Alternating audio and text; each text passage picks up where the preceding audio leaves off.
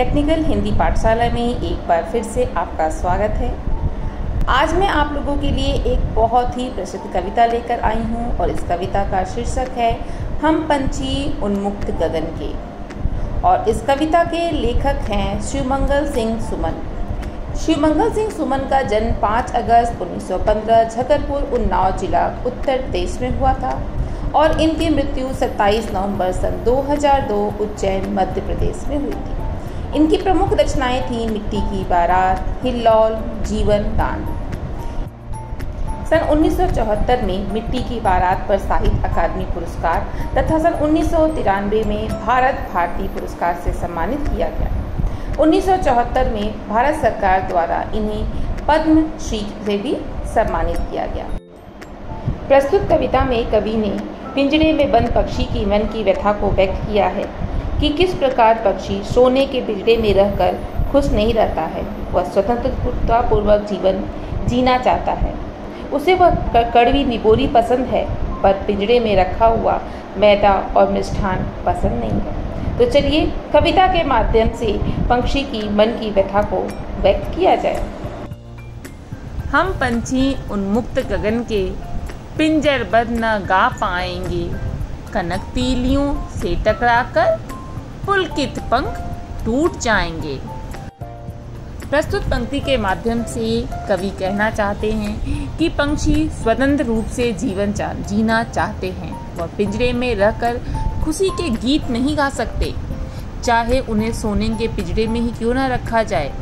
वह उन पिंजरों में टकरा कर अपने पंखों को तोड़ देंगे, उनके पंख उनसे टूट जाएंगे।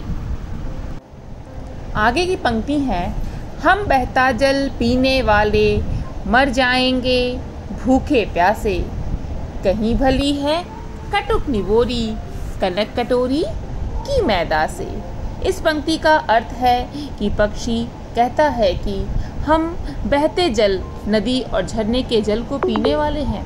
हम पिंजरे में रखे हुए पकवान को खाना पसंद नहीं करते, बल्कि हमें तो नीम की उस कड़वी निबोरी ही पसंद है। जब हम स्वतंत्र होकर उड़ते हैं और उन निबोरी को भी खाते हैं तो हम संतुष्ट रहते हैं, ना कि पिंजरे में रखे हुए स्वादिष्ट पकवान हमें पसंद है। अर्थात हमें उड़ान भरने के लिए स्वतंत्र कर दिया जाए। कविता की अगली पंक्ति है स्वर्ण श्रृंखला के बंधन में अपनी गति उड़ान सब भूले, बस सपनों में देख रहे हैं तरु की फुनगी पर के झूले। अर्थात स्वर्ण श्रृंखला यानी सोने की श्रृंखला में बंधकर पंछी अपनी उड़ान को भूल चुका है। वह सिर्फ अब सपने में ही अपनी उड़ान की गति को देख पाता है और पेड़ की फुनगी पर झूलते हुए उसे नजर आता है। अगली पंक्ति में कवि कहते हैं ऐसे थे अरमान की उड़ते, नीले नभ की सीमा पाने, लाल किरण सी चोंच खोल, चुगते तारक अनार के दाने।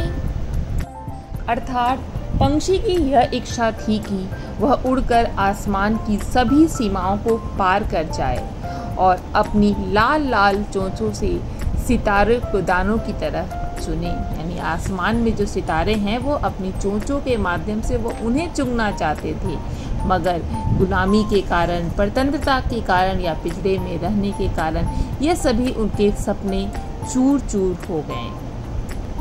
आगे की पंक्ति है होती सीमाहीन क्षितिज से इन पंखों की होड़ा होड़ी, या तो क्षितिज मिलन बन जाता या तंती सांसों की डोरी।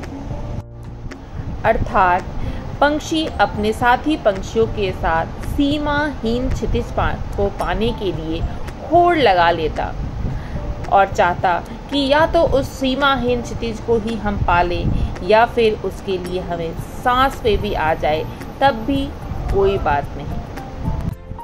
आगे की पंक्ति है नीर न दो चाहे टहनी को, नीर न दो चाहे टहनी का आश्रय छिन्न भिन्न कर डालो, लेकिन पंख दिए हैं तो आकुल उड़ान में विघ्न न डालो।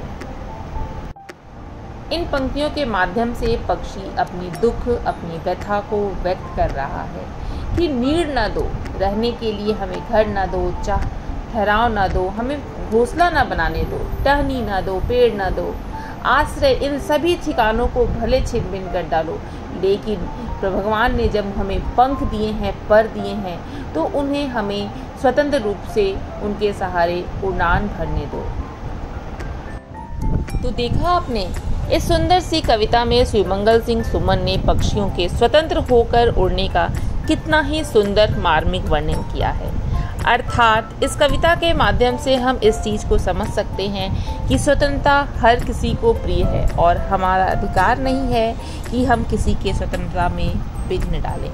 तो कविता कैसी लगी चैट बॉक्स में, कमेंट बॉक्स में लिखकर ज़रूर बताइएगा, और यदि आपने हमारे चैनल को लाइक और सब्सक्राइब नहीं किया है तो ज़रूर कीजिएगा।